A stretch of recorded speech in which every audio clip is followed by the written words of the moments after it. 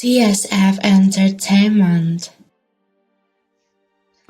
And welcome back to the channel. It's Retro CG in the building, joined by M2 in the building. What's good? What's going on, bro? What's going on? Happy Sunday, man. Happy Sunday. Happy Super Bowl Sunday, Mr. Seahawks. You know it. You know it. Super excited. We're gonna see if I lose my voice on this one too, man. Because that LA game, I was running through the house. Yes, you were. I'm like, yeah, we are going. Speaking of going, today we are going to the Nowhere Man Land. We are back for our episode 4 review. It's season 1. And the title of the episode was Nothing Left to Lose.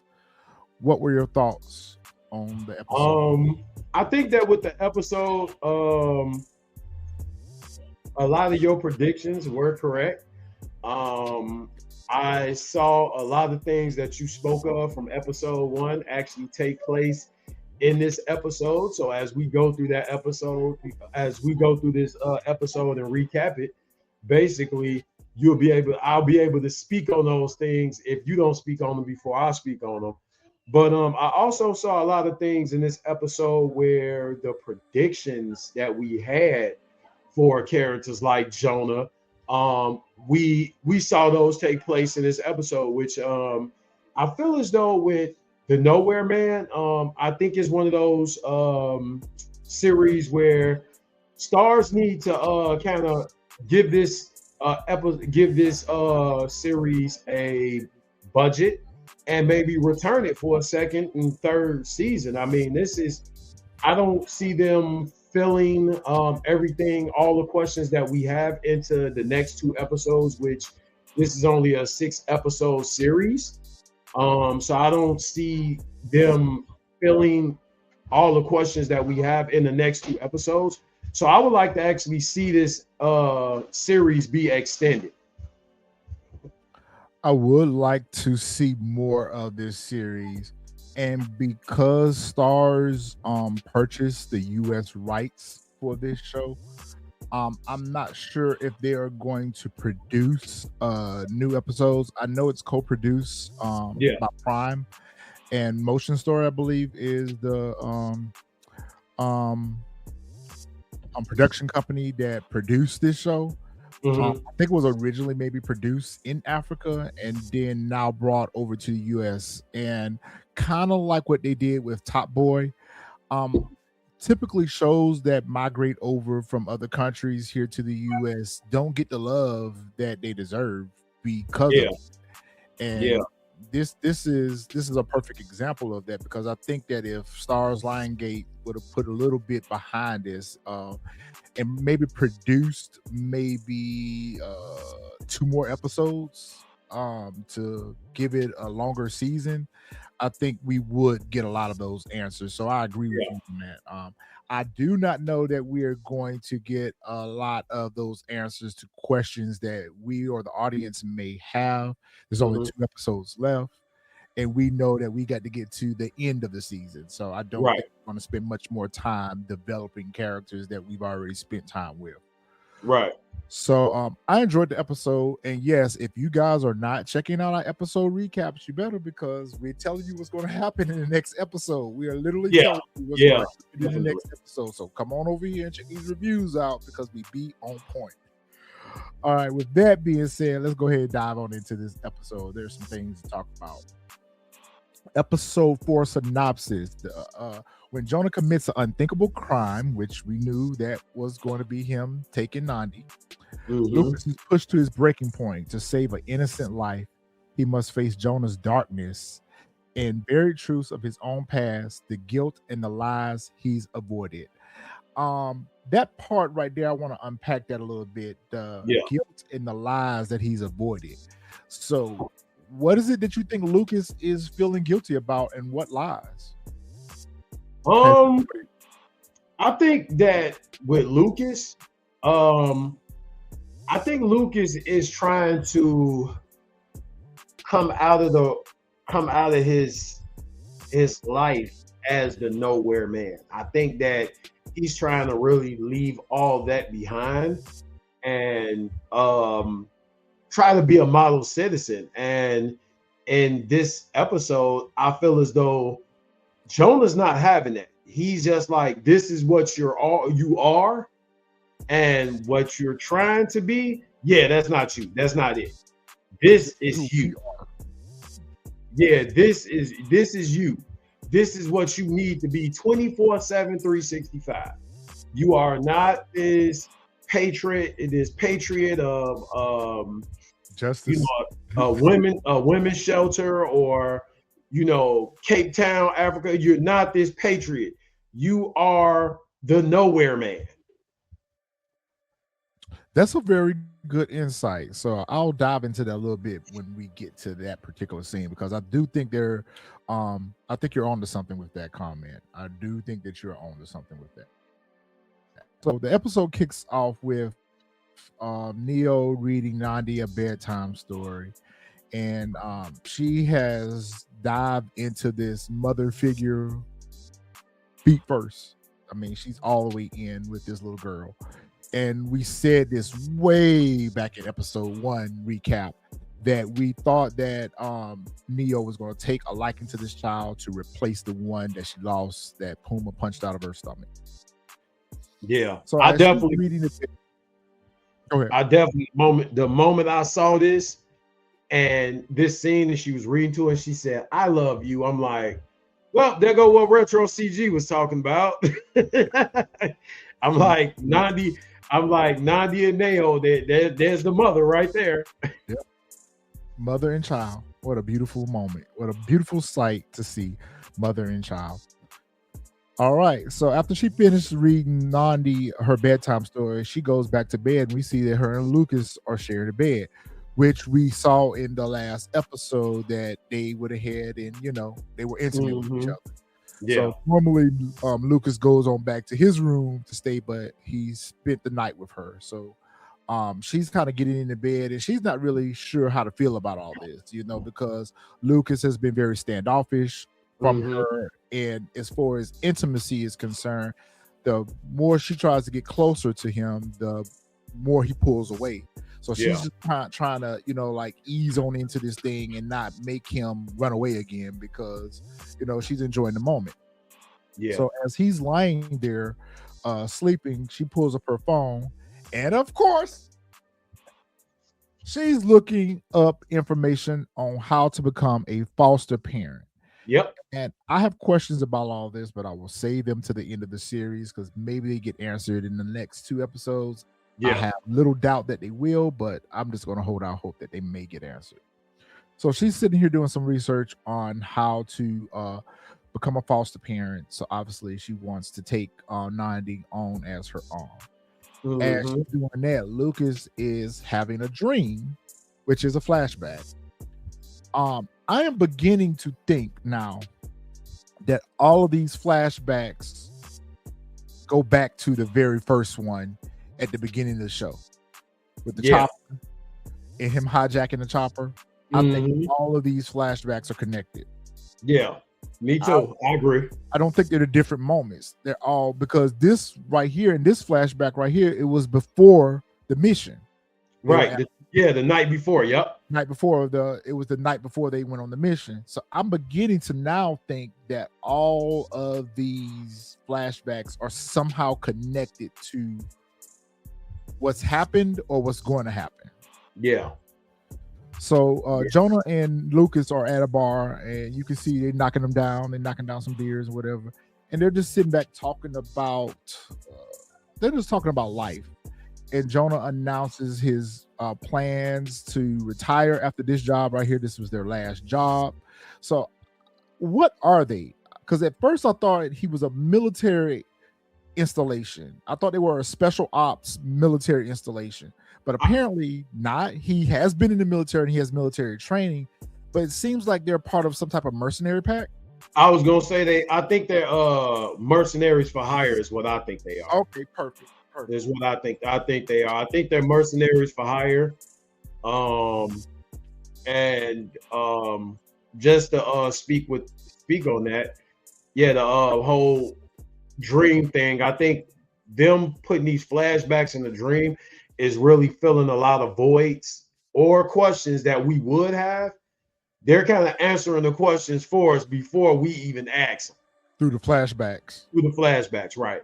Yeah, I like that. And I mentioned that last week in my review. Last week I mentioned Yeah, that I like yeah. how they're telling the story forward and backwards at the same time. Like they're telling us in present day what's going on, but they're also showing us through flashbacks what's happened without dedicating our episode to the past. So I like doing a good job at it. I like how we're getting little bits and pieces of the past. My only gripe I guess I would have about it is that they show us a little piece. They keep showing us the same flashback, so to speak, but each time they show it to us, they give us a different piece that they didn't show us, and it gets a little confusing from episode to episode what they showed us in that episode. So it's kind of like, okay, are we going to get another flashback of the same thing that we've already seen 3 episodes before? I wish that they would have done them in different perspectives. Like Lukas had the same flashback in his perspective, but then Jonah had that same flashback in his perspective. I think that would have told us a lot more if they would have been giving it to us through 2 different perspectives, Jonah versus Lukas. But as it stands right now, Lukas is the only one that's having these flashbacks. Yeah, and I think it may be more so with the flashbacks. I think it's more so Lukas's guilt. That's like kind of his conscience. Or his conscience kind of eating away with him now that he's found out that Jonah is alive. I think that's it's kind of his conscience is eating away at him. Because now it's just like to him, in his mind, very well, I either could have kept searching for him rather than leave, or tried to get him out of the burning truck. Get him out. Right. All right, so we see this lady at the club with a blonde wig on, and you could tell just when I first saw this, I said, "Oh yeah, she up to no good. She up to no good. She's trouble, right?" And that's what she is. She's trouble. So she's kind of got her eye on Jonah and Lukas, and she knows that they're not from around there, so she's marked them. Yep. So we later on find out that she's part of a little scheme that they probably run on Americans as they come into the club. So we see the guy. I think we met him in one of the flashbacks, but I don't know if we ever got his name. Oh, we did. That's the CO though. Or or at the very least, he is the team leader. Yeah, he's the commanding officer. Yeah. Okay. So he in the flashback, we see him on the phone talking to somebody, and he gets off of the call and he comes over to the table to tell them that the mission is on. They leave first thing in the morning, that they need to go ahead and wrap it up for the night, go home, get some sleep because they got to leave early in the morning for their mission. When Miss Thang show up and she starts trying to flirt with them, but Lukas ain't having it. Lukas like, I ain't bothered with her. And so when she see that she couldn't go play with Lukas, she going over there and get up in Jonah's face and start flirting with him. And Lukas tells her that he's married and that they're getting ready to leave. She flirts with him some more and kisses him on the cheek. So as they're leaving the club, Jonah and Lukas start having a conversation. At the bar, he was telling Lukas that he planned on getting out of the life and that his father-in-law was opening a car dealership and that he had plans on going to work at the car dealership and going legit because he wanted to make a life with him and his soon-to-be fiance. He hasn't proposed to her yet, but he has intentions on doing so. And he asked Lukas to stand up for him and be his best man. So one thing that this flashback is showing us is that they're close outside of just being comrades. Yeah, right. They're real friends. They got a real friendship. And the flashback also shows how Jonah making the we'll find out later in this episode as we go through the recap, we'll find out why he was ready to propose to his current girlfriend and marry her. So we will find out why. So these flashbacks are filling in a lot of voids because remember we had the conversation where we didn't know if it was quite a fiance or a wife. And Yeah. we had a conversation about the diamonds, and he said, if this diamond don't make her marry you, nothing will. And so we like, okay, so now we know it's just it's a girlfriend. A girlfriend, yeah. But it's a little bit more, in depth than that, as we find out through the next flashback. Right. In the next flashback, we find out from Jonah's perspective why the marriage and everything was so important. So that was just kind of slick. And then to add with this, I think that woman of the night that was trying to, push up on I think the woman of the night that was trying to push up on Lukas first, and then she went to Jonah after she saw Lukas wasn't having it. I think this flashback was actually showing that she was actually full of cape. I think this was a caper, and they had a plan B to it. I think it was going to be an attempted caper. Okay, so I'm gonna go ahead and just clear this up because we did have this in discussion in the group chat about this as well. I don't think that this particular caper, what you're saying is true, but I don't think that this particular caper with the woman of the night relates to the other. They don't. Other things. No, they don't. I think what they're just trying to show us, and I think they've been doing this all throughout the episodes, that there's a lot of people scheming and scamming throughout South Africa. You guys know that just like with Puma, he was the drug dealer, he was the drug lord, he was selling drugs. Just like later in this episode, we see the shakedown guys that was robbing, that was running a protection scam, that was robbing a man at the bread man. And then this right here, this is probably a scheme where she probably does this on a regular basis, mark people and try to get money up out of them and things like that. So I think they're just showing us that these guys come in contact with all different types of conflict, and because of their training as mercenaries, they're able to get out of all these situations. I think that's all they're just trying to show us, is that they walk around with no fear, or they walk around can't be, bothered. They're not bothered by anything. So Lukas accepts his invitation to be his best man at his pending wedding. When we see that these guys approach them and pretty much tell them that they cannot leave, that they kind of somewhat threaten them and show that the girl that you're kissing is married to a real powerful person, and if I show him this picture, you guys will be unalive by morning. And I think that was him though. And if you want to get out of this situation, you need to pay us $24,000 to get out of this, or I'm going to send this picture to him. And they laugh.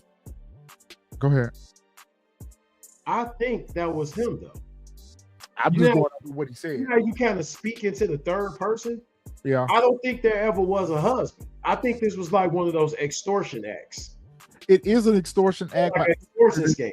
Proof to anything that they're saying. This is part of the scheme. It's just part of the scheme. The lady of the night, they all working together.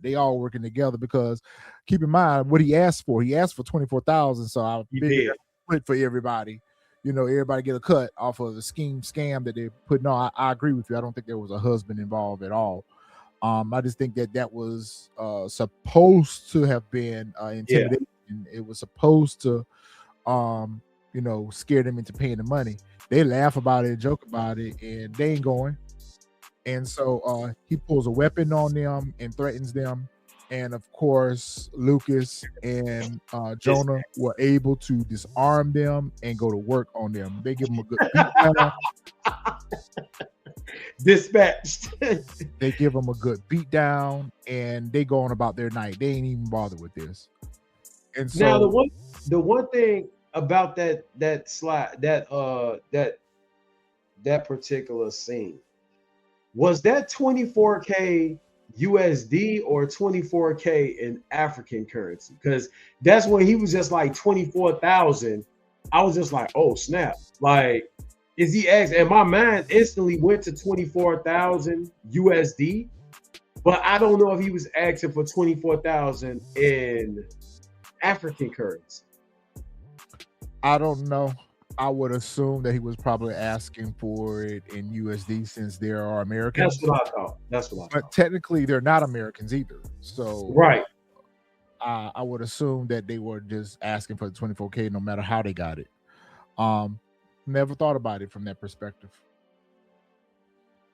So Lucas wakes up from his dream and he's just trying to collect his bearings and realizes that he's still laid up with Neo. Neo comments to him about how nice it was for them to be together and asked him, did he have any regrets? I'm assuming from sleeping with her. He tells her no. And then she goes on to tell him about how she had just got finished reading Nandi a bedtime story, and that Lucas asked her what she was doing. She said nothing, just scrolling. She couldn't sleep, and that she was going to go get some water, and if he wanted anything. So I think at this point, Neo wants to ask Lucas to be with her, like for them to be a couple. Seems like to me she wants to She did. this whole family situation where she not only wants the child, but she wants the husband to go with it. She did. She asked him. She said, "What do she when you go back?" Because we usually watch the episodes 2 and 3 times to see if we missed anything. So I've already watched it my 2 times. So I'm gonna probably watch it again later, but to see if I missed anything. But she asked him. She said, "What does this mean for us?" And he gave her an answer like, "Yeah, we're together." So he confirmed it. Okay, He confirmed it. And that particular scene, she asked, "Are they together?" And again, I like how they do this intro, the intro that you love so much. That was like maybe 5 minutes of the beginning, and then all of a sudden you get the nowhere. And what I have put together from that is it's because the episodes are so short and the season is so short. Like this episode, they cheated us. They cheated us about 10 minutes of this episode because it was only 46 minutes, as opposed to the normal 56 minutes. But I think what this is a continuation from the previous episode. Things that should have happened in the previous episode that didn't happen. So I think when they do this, they're cutting into this week's episode events. So I think when they go to the Nowhere Man, it's almost kind of like how how most shows give you but they do a recap here too, but you know how they give you a preview of what's going to happen in the next episode. This show doesn't give you previews of what's going to happen in the next episode. So I think what this is at the beginning of the episode is the continuation of the last episode, and then they move on into this week's episode. That ain't bad. That's not a bad analysis on that. I like that. Yeah, because if you think about it, the events that we saw here were left over from what happened. Yeah. Them sleeping together and them going to bed that night. So Jonah leaving the way he left. So I think all this was just left over from that episode that just started this. Okay, yeah, I like that. That's how I've rationalized. That's a good analysis on that. I like that. So now after the Nowhere Man, we getting the current situations to now. Yep. But pre the introductory of the name, we're getting those fill-ins from last week. I like that. That's nice. I think that's exactly what that is. So we arrive here at a bakery and we see that there's this guy out here. He's loading bread up, presumably to go make deliveries, when he is approached by 2 thugs that come up that has been harassing him, and obviously they have been extorting him out of money, and they are now upping the timeline. I think he was paying them bi-weekly or something like that, and they now want to collect every week. They threaten him, they smack him around a little bit, and they tell him that they will be back this afternoon to collect the money, and if he did not have it, that they were going to feed him to the birds. And this poor little old man is just out here trying to make a living. He tells them that he does not have the money to give them. They basically tell him, well, you better find it or else. Shaking him down for bread and money. Literally. And he was actually about to, well, we'll find out at another scene. But he was, like as you said, he was delivering bread, and he actually missed his delivery. Yeah, he missed the delivery. Yeah. Yep. But I mean, to say the least, when we mentioned in previous episodes before we got the Jonah character, the things that we're seeing in like this episode and last episode, so like the first two, we actually said that we felt like Jonah was going to be like this Cape Town hero, and we're starting to see those different things because different things transpire. Like they got rid of the biggest problem. Like they got rid of Pumza second episode. And usually with that kind of character, you can drag that out a whole season, but they got rid of him second episode. All right, so we're back at the shelter, and we see that Jonah and Lukas are hanging out down in the basement or Lucas's workshop, and they're working out. Lukas comes in and gives Jonah a bottle of water and asks him about his hangover. So we know that Jonah has a drinking problem, or at the very least, he drinks very heavily. And so, and rightfully so, because he's probably coping with his post-traumatic stress. And at the same time, he has been held captive for the last 5 years. So Jonah has a lot of problems that need psychiatric care, but he's self-medicating with alcohol, obviously.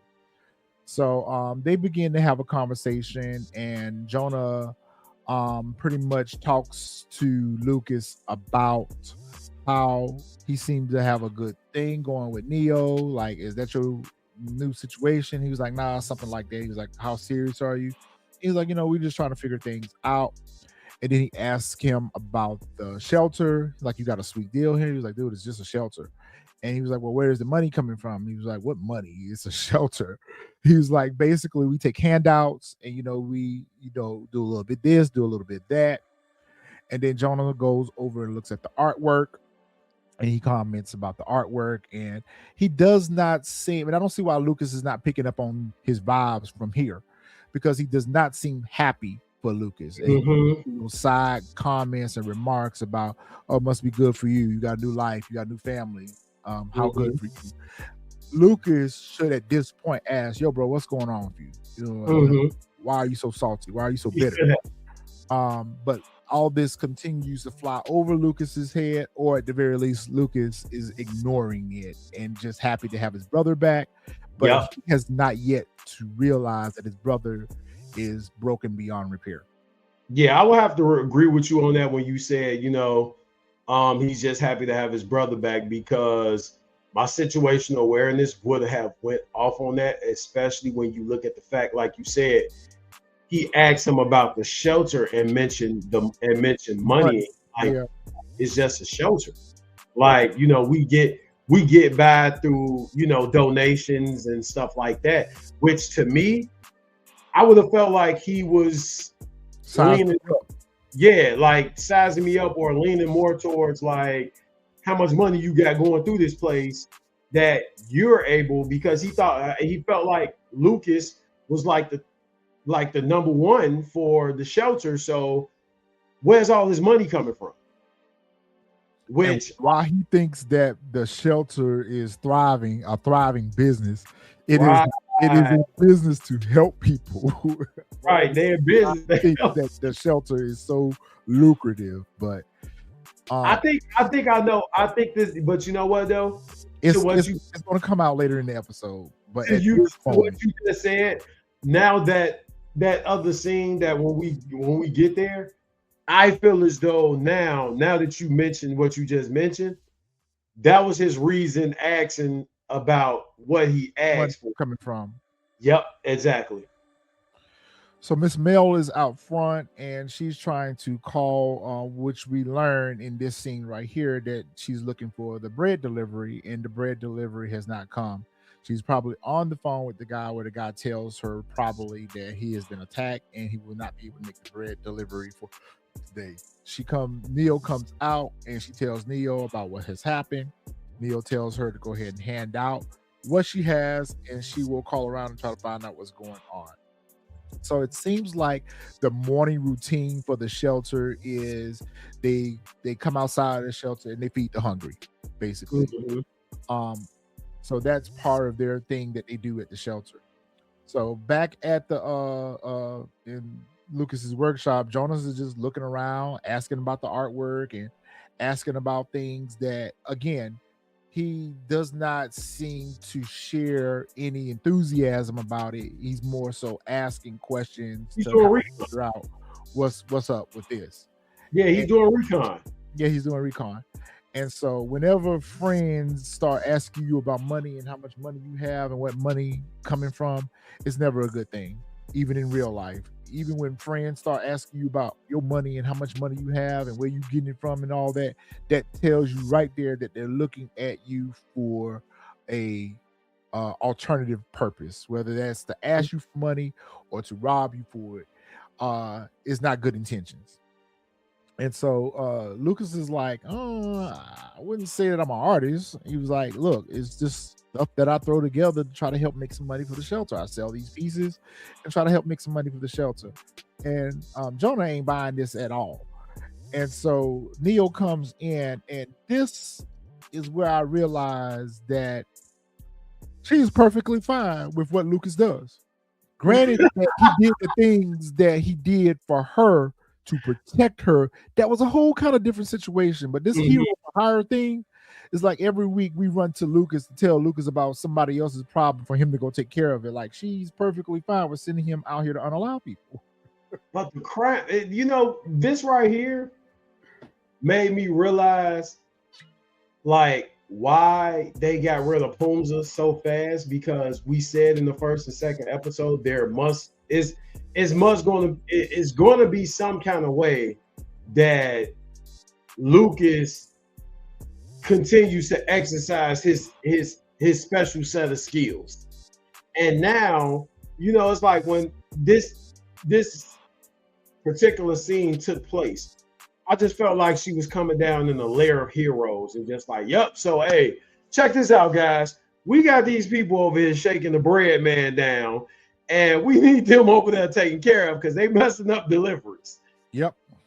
And they like, all right, cool. Let's go handle it. And Jonas is all about that. If it's time for him to come ill some stuff, he's all about that. He ready for that. He want a little piece of like my kind of party. Yeah, he's like, sign me up. Let's go. And so we get back to the bakery and we see that Jonah and Lucas are in the bakery and they're having a conversation. Lucas is trying to get Jonah acclimated back to society and for him to take on a real job or take on a real career. Just trying to, bro, we don't have to do that no more. We don't have to go out here and ill stuff no more. We can, live a normal life and have peace. He was like, we can always use extra hands at the shelter. He was like, you can go be a bodyguard. You can do security. Like, there's so many different things you can do with your skills. And he was like, Jonah ain't for that. If it ain't him unaliving people, he ain't for it. Jonah just like, look, this is me 24/7. I might not get no action being a bodyguard. So you can play around in this shelter if you want to, but this ain't what we do. This ain't what we do. And he was like, I don't know what I want to do with myself. He was like, and I really wish that Lucas does have something to feel guilty for, but it's not what everyone thinks that he has guilt for. What he should be feeling guilty about right now is not seeing that his friend is not in a good place. His brother really crying out for help. He's crying out for help right now, and you're just looking at him like it's the old days. This is not the same person before you right now. You should be able to see how damaged he is, and you should be like, bro, we need to get you some help. Like, you you've been in captive for 5 years. You don't just walk out of that and be normal. And Lukas is looking at him as if everything is normal. And then, they're trying to have a conversation and everything. I felt like this could have led to that if the thugs didn't come in to try to collect that money. The hench.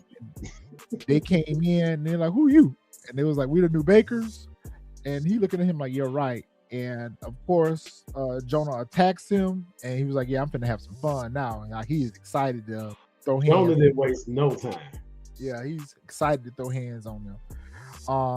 Lukas pulls a weapon on the other guy, like, don't move, don't do it. You don't want to do that. And so they literally tie them up with saran wrap, and they take them. To me, it looks like they're in the same place they were at earlier. But they start questioning the thugs and ask them who they work for. They're saying that they don't work for anyone, that it was just the two of them, and they promise that they will stop shaking people down for money. And Jonah doesn't believe them and thinks that they're lying. He smacks them around a few more times, continues to ask them who they work for. They say they're going to stop, and he's like, they're lying. And he takes his lighter out, which we've seen him looking at this lighter. So we're going to find out. Well, I don't necessarily think that we actually get the answer, but we're to assume that this lighter was given to him by his fiance. But he takes the lighter out and he lights the wick on the stove, and he throws the guy's face to the flame to burn him.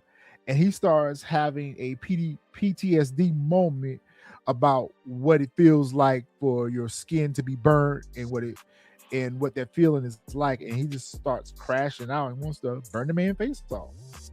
And Lukas is looking at him like, "Bro, you okay?" He was like, he is really lost his mind. Yeah, Jonah's very crazy. This is when you understand, like, okay, so they introduced Jonah the third episode. This is the fourth episode, and we come to realize that Jonah, after being apprehended and tortured and enslaved and captured for 5 years, Jonah has become very, very dark. Yeah. Very dark. He's emotionless. And I said that last week in last week's review. I said the same thing, because even after they saved the little fella that was at the fight club and they brought him back to the grandmother, Jonah didn't seem proud of himself. You did a good thing reuniting his family, but he didn't seem to be bothered or concerned or happy about it at all. He was like, when do I get to go hurt somebody else? When I get to tell That's all he wants to do is hurt people, because he's hurt and he wants everyone else to feel the pain that he feels. And so Lukas pulls him off of the guys, like, "What are you doing?" And they tussle and they shove each other back and forth. And Jonah's like, "Man, look, you playing around in this shelter and you think life is sweet, but this is who we are and this is who you are. You can pretend if you want to. I know what I am." And he pretty much walks off on Lukas. Lukas goes outside to try to have a conversation with him, and Jonah finally makes the comment to Lukas about you trying to leave all this behind, like how you left me behind. And Lukas was like, "That's not fair. I did not leave you behind. I watched you die." And Jonah said, "No, you didn't watch me die. You watched me burn." And I was like, wow, that was heavy. Yeah. That was really heavy, because he's kind of right. You did not watch me die. You watched me burn. But we'll talk about that a little bit when we get to that scene. Back at the shelter, finally, Neo takes some time to spend with some of the other children at that damn shelter, besides Nani. Yeah. I am so glad to see that she acknowledged the fact that there's other children at the shelter. Besides. You almost forget that it's other children at the shelter because they put emphasis on Nani. She's the only child there, it seems like.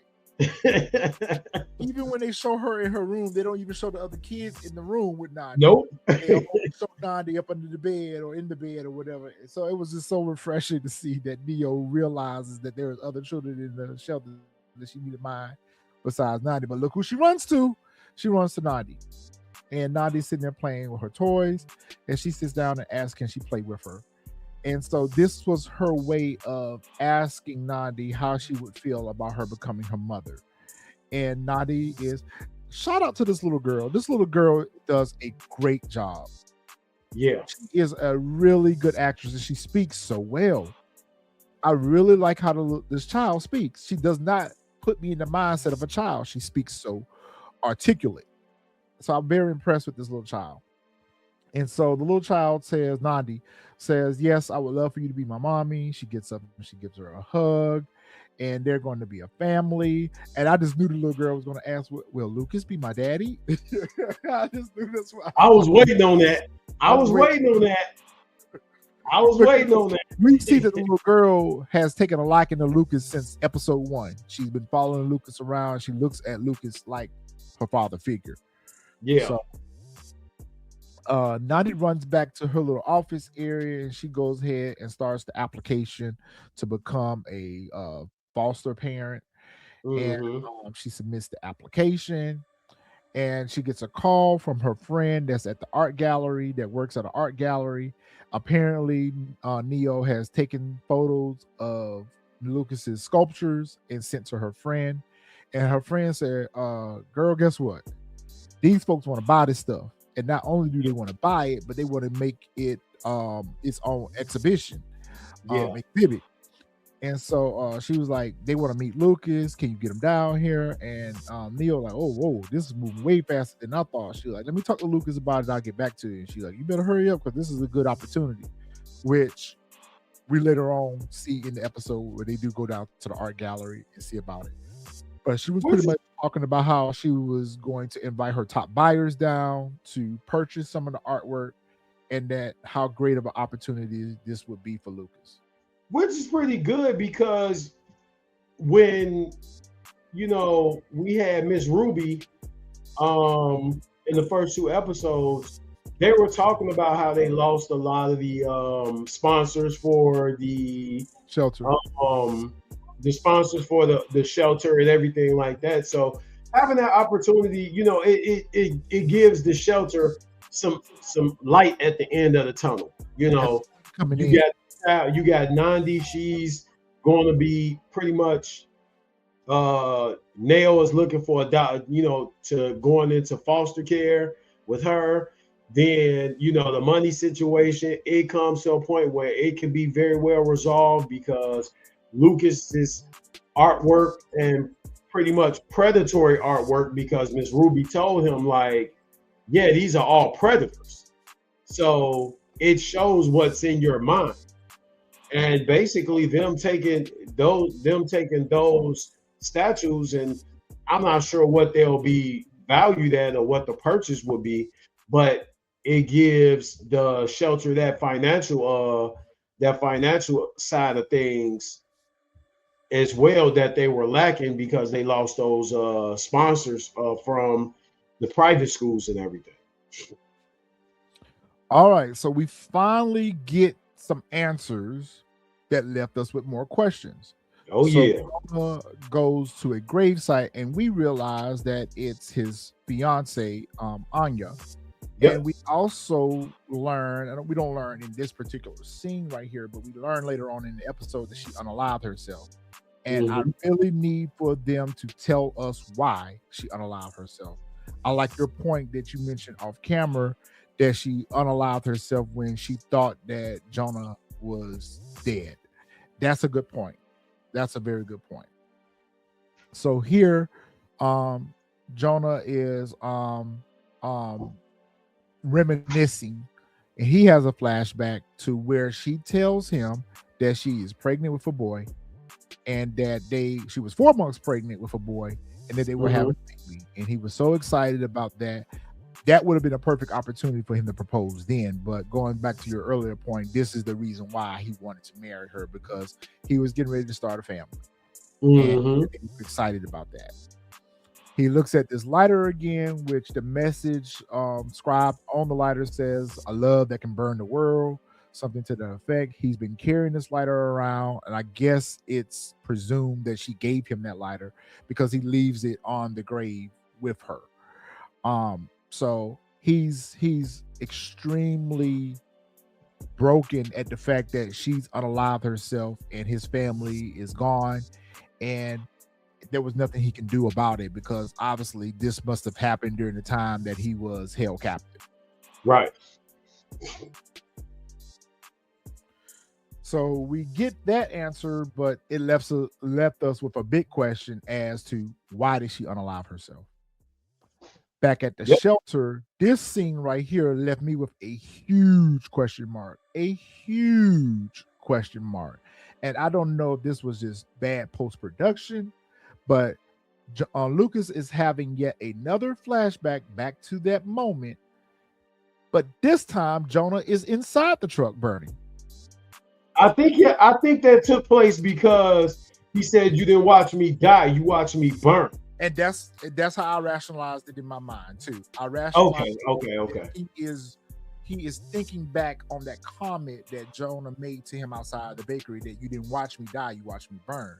But because this flashback is not what they showed us. The flashback, what they showed us was Jonas was sitting behind the truck. And that's what I was going to say. If you go back to last episode when Jonah had his shirt off, Jonah's back was burned, not his body, his back. It wasn't burned. Those were webs.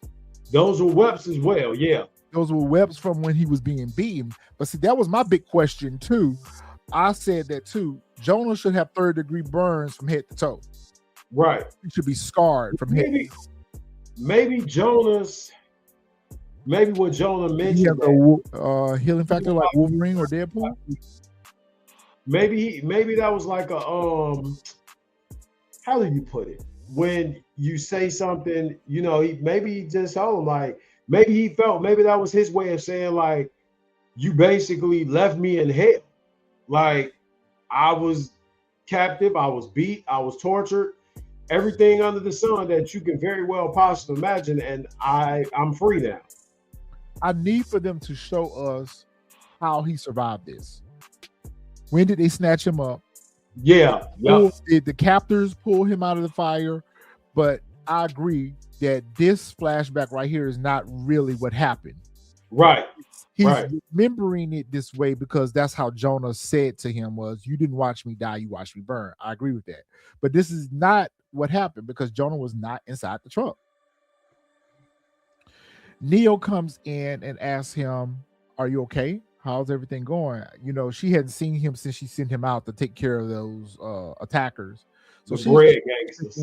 The bread gangsters. She's just trying to check in on Lukas to see how he's going. And you notice that Lukas is back in his room now again, his safe place.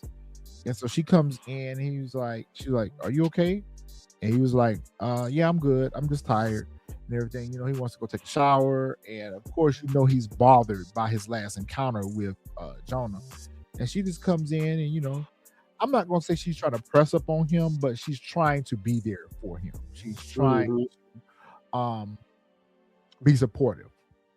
And in comes Nandi with a cake that they baked for Lukas. And I couldn't really make out what the cake said, but I'm going to say it looked like it said congratulations. It looked like it said congrats, baby. So they bake a cake for Lukas to tell him his good news about his opportunity at the art gallery. And he was like, what opportunity? He's like, what are you talking about? And that's when Neo tells him that she took some photos to her friend, and she explains to him this great opportunity he has with having his own exhibit at the art gallery and how the top buyers are going to be looking at his sculptures. And he asked Nandi what did she think about the opportunity, and the little girl says, I think it's an excellent opportunity. So they have a little family moment here. They having a little family moment. Congratulations, Daddy. And we see that Jonah is outside hearing all this. So he leaves to go downstairs to Lukas's workshop, and he's drunk and drinking and probably drunk out of his mind when Streak comes along, which I said it, that Streak was going to become Lukas's wingman, his Robin. I'm glad you cleared. Trying to use Lukas as Batman and Street as Robin. I'm glad you cleared that up. That he overheard the conversation, because Yeah, right here, he's felt- overhearing the conversation. Yes, He's over here in the car. I'm glad you cleared that up, which brings reason why he was just standing in the hallway at the that's show. why he went down there to tear up the sculptures. Exactly, because I felt when I watched it at first, and again, this is why I say we always watch these things 2 and 3 times to get that clarity. So I'm glad that you actually cleared it up. I felt when he did that, that was pure off coincidence that he went down there and tore up the artwork. But he actually overheard them having a conversation about the artwork. His opportunity. Like, oh, okay, well, this is something good that's going on with you, so I'm gonna just destroy this. Exactly, and that's exactly what he went to go do. He went to go tear up the sculptures, and so he's down there tearing up the sculptures. A street come down, and he was like, "Oh, I can't deal with this. I'm gonna go get Lukas." And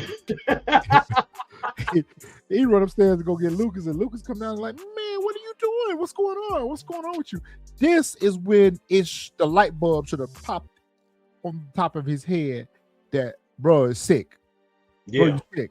We need to get you some help, because this is where they should have had the conversation that they had later on, but they didn't.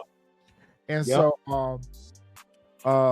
Neo and Street are looking on. They're just like, "Man, why did you bring this crazy fool over here? You let this crazy man come in the shelter."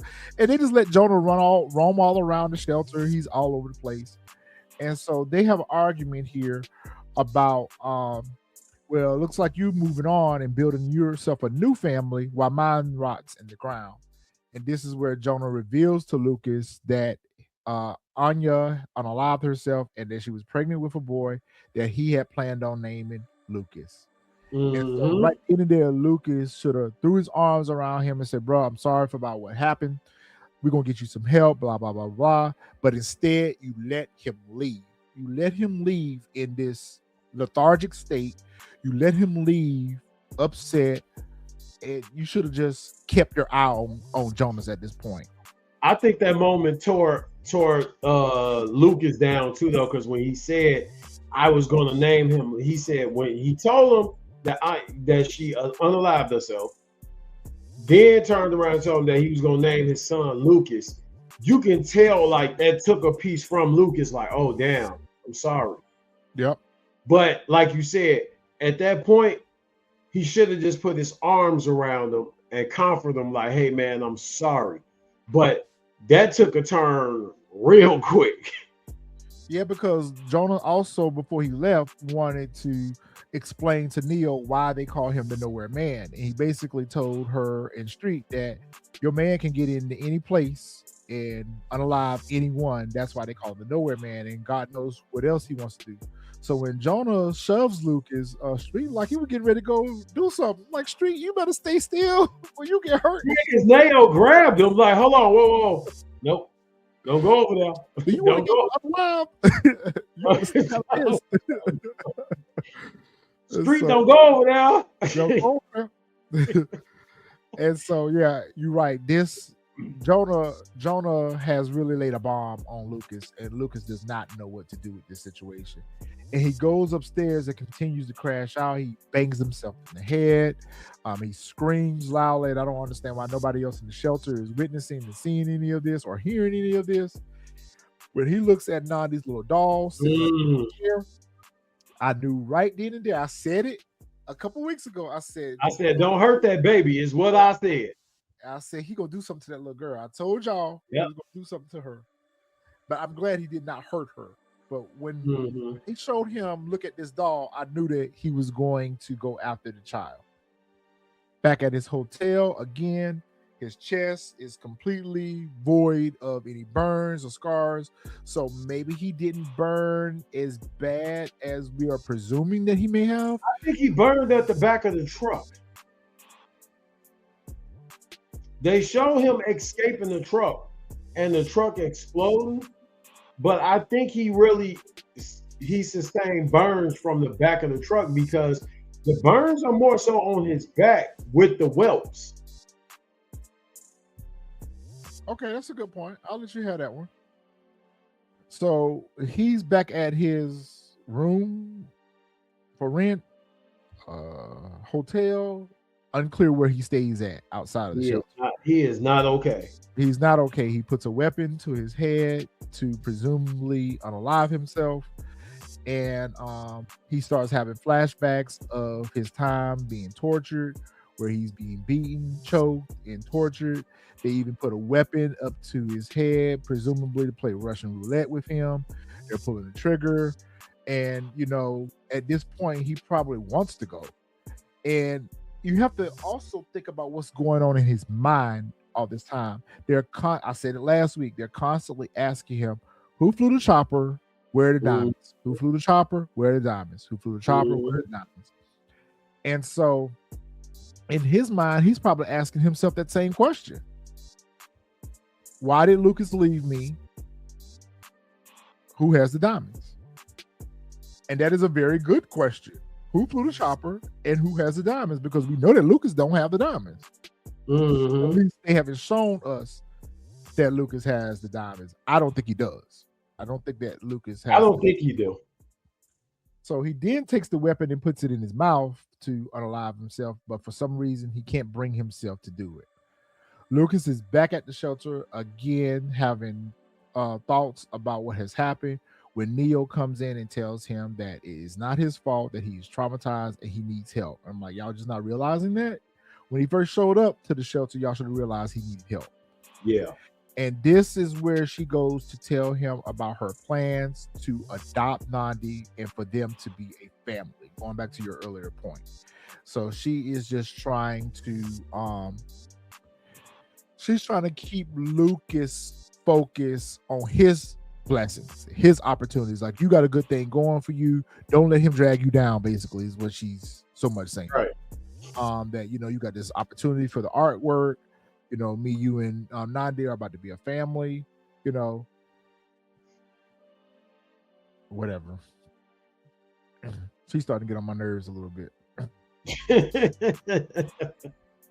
So the next day they are at the art gallery and they're getting ready to meet with the buyers and Neo's friend. And the lady comes out and she says, okay, the buyers are ready to meet you. They're excited. And they go have the meeting with the buyers. Back at the shelter, again, Jonah is just wandering. Jonah is wandering in and out of the shelter whenever he feels like it. He comes in and he finds Nandi and tells Nandi that Lukas sent me to come and get you. And he takes her away and puts her in the back of a car. And as he's driving off, Miss Mel, who's out front feeding the hungry, sees them and hollers out, where are you going? Where are you taking her? And the little girl's in the back seat, and she witnesses it, and she runs off to go call Lukas and Neo. After the meeting went well. The people want to proceed with Lukas and his exhibit, and they're just trying to celebrate good fortune when Neo gets the call from Mel about Nandi being kidnapped. And Miss Mel said she had tried to call the police and the police didn't answer. I'm like, damn, that's how it works in South Africa. The police don't answer when you call. Answer. Yeah, definitely. Lukas like, don't worry about the police. Don't call the police. I got this. He wants me. And so they get back to the shelter, and Lukas questions Mel about what happened. She tells him about what happens. They go to Neo's room, or Nandi's room, and we see a little doll with a message written on her pillow that says where it all began. And so Lukas knows exactly where Jonah has taken the little girl, and he leaves to go find her. He takes Street with him, and we see that is at a military installation, I guess a gun range, maybe a training ground. A training ground. And so this is probably where they went through basic training together. And he tells Street that, look, when you see Nandi, get her to safety. And Street is like, what about you? He's like, don't worry about me. Get the child to safety. So he gets out and he goes in, and Jonah pulls out a weapon. He tells the little girl, see, I told you he would come. He lets the little girl go. She jumps up in Lucas's arms. He tells her that Street is outside waiting for you. Go. And when he let that little girl go, I was like, boy, it's it for you now, Jonah. It is it for you. boy, you better get a beat down. And Jonah knew what he was getting ready to get because that's why he threw them handcuffs to him and told him to put them handcuffs That's on why because he felt yeah. like with his hands subdued that he would have a fair chance. But you know what though? I also looked at that particular scene when he told him put those on. Just based off the questions and the things that Jonah was saying in this scene, I kind of came to the realization that Jonah kind of wanted him to understand what he went through being bound and asked the same questions over and over and over and over again. So I do think at some point he probably was going to torture Lucas. He never got a chance to, but that's a very good point because I looked at it as him trying to have an advantage. He know his brother. He know he don't have a fair chance at being able to attack Lucas without something in his favor to go towards helping him. He know that he ain't no match for Lucas. So yeah, I look at it more as the him putting Lucas in a state of what he went through. That I like yours a lot better. So he puts the weapon to his head again and says, I went through this for 5 years. They asked me over and over again about those diamonds. And so this is when the light bulb finally goes off in Lucas's head and he realizes, you mean tell me that all this time this has been about the diamonds? He's like, bro, I don't know nothing about them diamonds. He was like, you're lying. He was like, I didn't leave with the diamonds. We're the only two that are left alive. You're the only one that got off the island. I've been in captive for 5 years. You had to take the chopper. You had to take the diamonds. And to Jonas's point, I mean, he has a good point. If I don't have them and the attackers didn't get the diamonds back, who got the diamonds and who flew the chopper away? That's a good question because they have never shown us how Lucas got away. Well, the only thing they showed us is that Lucas passed out after the car blew up. Because remember, truck blew up. Yep. When the truck blew up, he kind of was like blown back from the blast. So he passed out. I think personally, well, I'll go into my predictions after we continue. All right. So I don't even know what Lucas did. I don't watch this episode like 2 times already. I can't even figure out how Lucas got the drop on him, but Lucas got the drop on him and kicked his ass down. He was walking up as he was talking to him. Man, Lucas don't play no games. Lucas don't play no games, and you don't play with Lucas. Lucas don't care who you are. He gonna put them hands on you. So even with the handcuffs on, he was able to subdue Jonah, knock the weapon out of his hand, and knock him to the ground and choke him out. And Jonah had to tap out. You better tap out. You better tap out because you ain't no match for Lucas. They tussle a little bit and they end up struggling for the weapon. Lucas ends up getting the weapon and he gives it back to Jonah. And he's like, take the gun, Jonah. And he was like, if you think that I screwed you over, if you think that, he's like, bro, why would I be living in a shelter if I had the diamonds? And Jonah, I guess at some point, Jonah starts to kind of come back to reality a little bit and be like, maybe he don't have the diamonds, but it still doesn't make sense. It doesn't make sense. How did you get away? Who has the diamonds? Everyone else was unalive. We're the only two that are left alive from that mission. None of this makes sense to Jonas, and none of it makes sense to me either. So I have the same questions that Jonah have. And so he gives Jonah the weapon, and he says, if you believe that, because at first he pointed at his chest, and Lucas made him pointed at his head, said, go ahead and take me away. Take me out. Yep. And Jonah throws the weapon down and walks off. He couldn't take his brother out because in his heart, he knows that Lucas does not have those diamonds too. But again, none of this makes sense. And he walks off. Again, this is another opportunity where I know that Lucas is upset because he took the child and all that, but all that should have went out of the window when you saw that he did not harm the child and he let the child go. He should just let that go. Yeah. And another opportunity to help him. Throw his arms around him and say, bro, we got to get you some help. We got to find out what's going on. We got to find out what happened with the diamonds and all that stuff. But instead, Lucas lets Jonah leave. You let a rabid dog into the wild. You let a rabid dog go out into the wild, yes. So Lucas pulls up to his CO place that working on that same car. Man, that car ain't no hope for it. Just let it go. That man been working on that car since episode 2. He say, you finally back for that drink. He was like, we're gonna have that drink. And he was like, yeah, I probably need that drink. And that's when he reveals to him that Jonah is alive. And he's like, what? And so they sit there and they start looking at old pictures of them and their mercenary days or military days and various teams that they have been a part of. Where those diamonds are at. Yep. You think he knows where the diamonds are? Yep. He wasn't on the mission though. How would he know? They had the same CEO. He is the CEO. The CEO from the mission though was the guy that got shot. I don't know if he was a CEO or if he was just the one that called the mission. But I think he knows where those diamonds are at. See, I think they all worked together, but they worked on separate, like you said earlier, they were mercenary for hires. So I don't know if this guy was, because they haven't shown him in any other flashbacks. If they would have shown him in any other flashbacks, I would agree with you and say that he knew where the diamonds are. I don't think that he knows where the diamonds are because he wasn't part of that mission. So remember, Lukas is telling him about these events. He's explaining to him what has happened on these events. So that's what he goes there for. He goes there to try to figure out, sort all this out. Like, how does any of this make sense? How is Jonah still alive?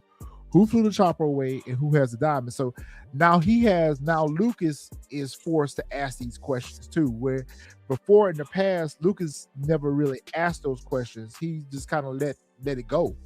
Yeah. But now this is forcing Lukas to try to figure out what happened. So I think the rest of the show is now going to be about Lukas trying to figure out what happened on that mission, what happened to those diamonds, and what happened to Jonah, and who got away with the chopper and who got away with the diamonds. Yep. And this is where I'm going to give my prediction and say that I think that this CEO that you're talking about, the white guy, I ain't talking about this guy. I'm talking about the white guy that was on the mission with him. He got something to do with what happened to those diamonds. He does. He definitely had a secondary plan for those diamonds. Is it possible that he faked his death? You know what? I got to go back and watch the episode when they were he was in possession of the diamonds. Exactly. I got to go back and watch that video because if I'm not mistaken, the guy next to the team leader, the white guy, he took a headshot. He got a headshot. The team leader got shot in the shoulder. Or in the chest. Yes. So agreed. It could be that he ain't left here yet. He ain't gone.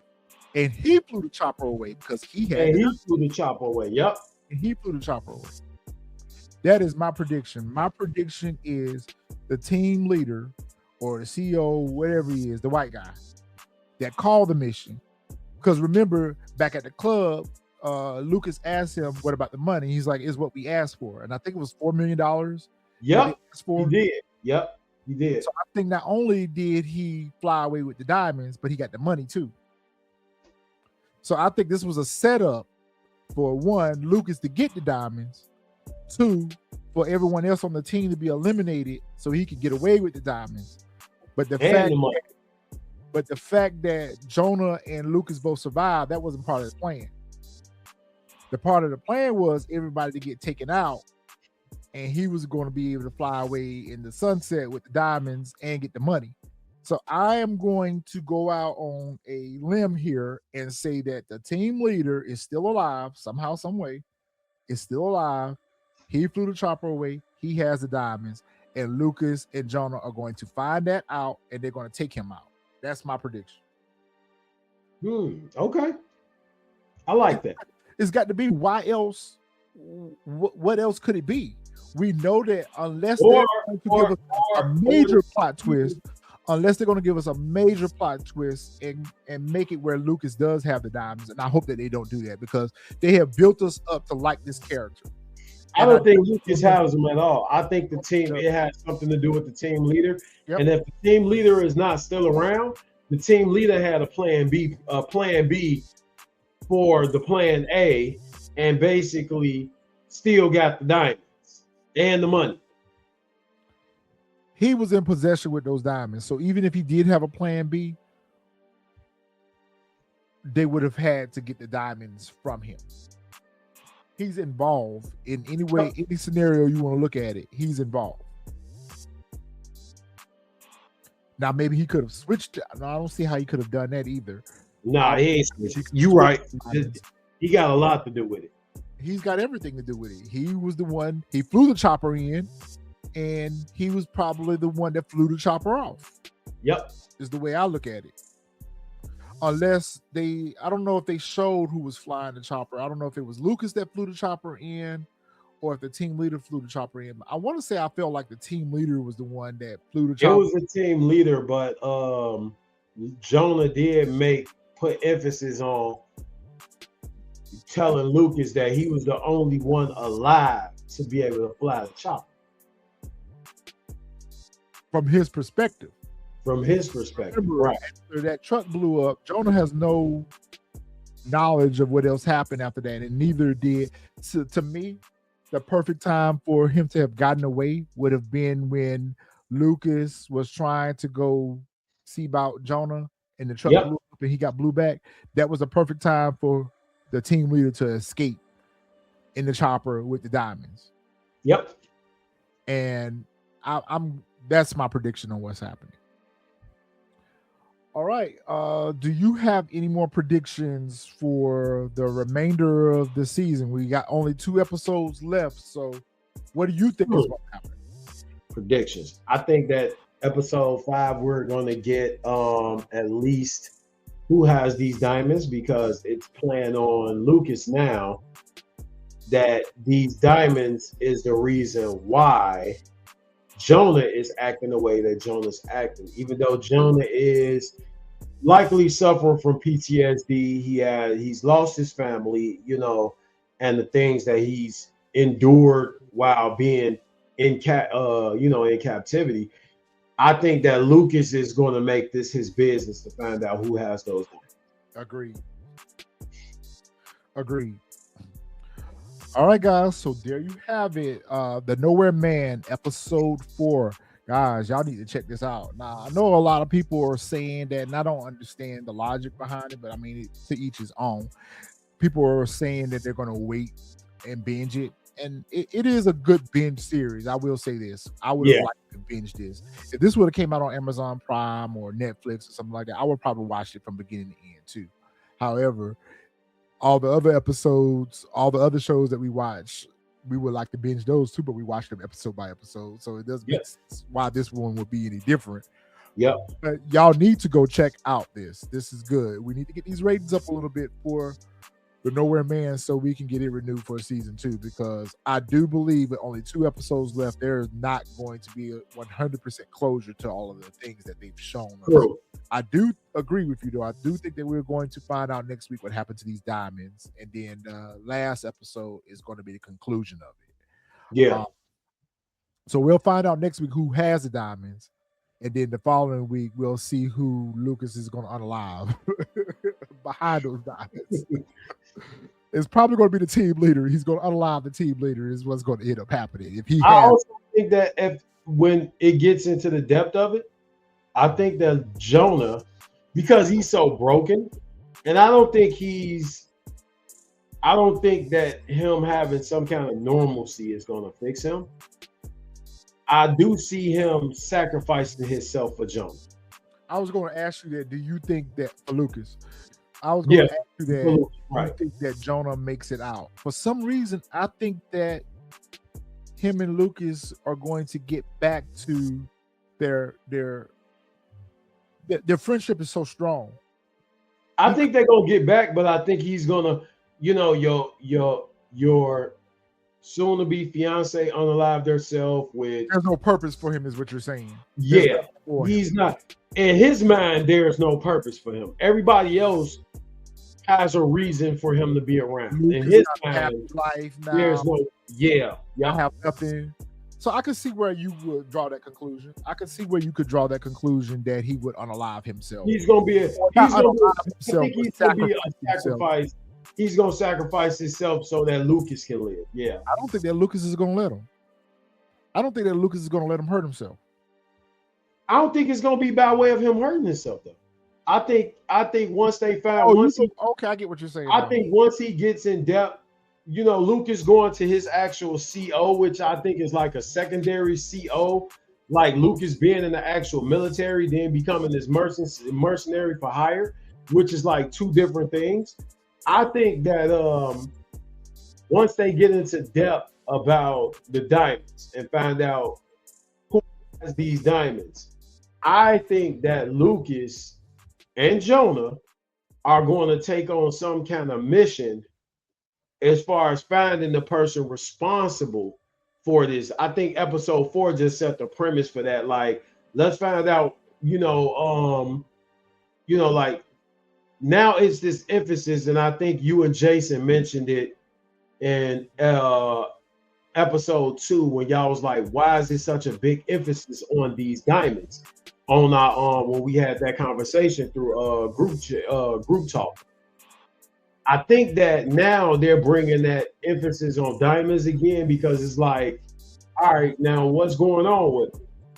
Now we're going to find out who has these diamonds, where they are, and again, I think to what you said, I think we're going to find out that that team leader is not unalive.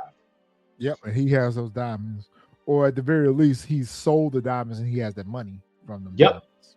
Yeah. All right, guys, well, there you have it. Y'all come on back and check us out next week for episode 5, review and recap. And we will see you guys in the next video. Oh, yeah.